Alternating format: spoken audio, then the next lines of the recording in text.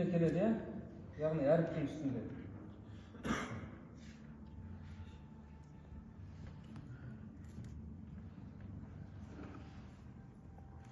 Мәселен, мынау белгі шадда белгісі, тәштит белгісі. Бұл белгі қай әріптің үстінде тұрады? Сол әріп екі әріп бар деген сөз. Сол әріптің ішінде екі әріп бар деген сөз. Екілікті білдіреді. Сосын фатха осы белгінің үстінде тұрады. Фатха осы белгінің үстінде тұрады. Кәсіра тәштиттің дәл астында тұрады, немесе әріптің астында тұрады. Екі түрлі вариант бар. Кәсіраның тұратын жерінің екі варианты бар. Шадданың дәл түбінде тұрады, немесе әріптің астында тұрады. Ал енді домма, как всегда, кез келген уақытта үстінде тұрады. Фатха үстінде тұрады, домма үстінде тұрады. Кәсіра дәл астында, немесе әріптің астында тұрады. Енді мысалдан жазып жіберейік. Бірінші мысал, Роб бә деп жазылып тұр.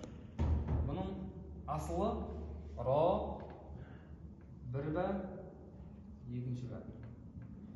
Біріншісі сукун, екіншісі харакатты. Мынау бірінші мысалдың асылы бұлай жазылуы. Роб бә.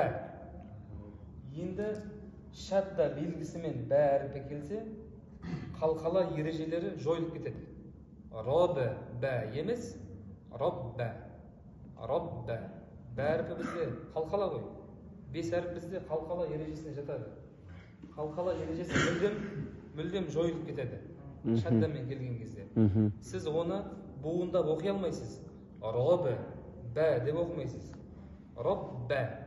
Роб бә. Роб бә. Сол сияқты Робби. Мынаның астында, немесе мынаның астында тұрады. Робби кәсіраның астында тұрса да болады, әріптің астында да тұра алады. Кәсіра. Екі вариант бар, екі положение. Робби. Оқылуы бірдей.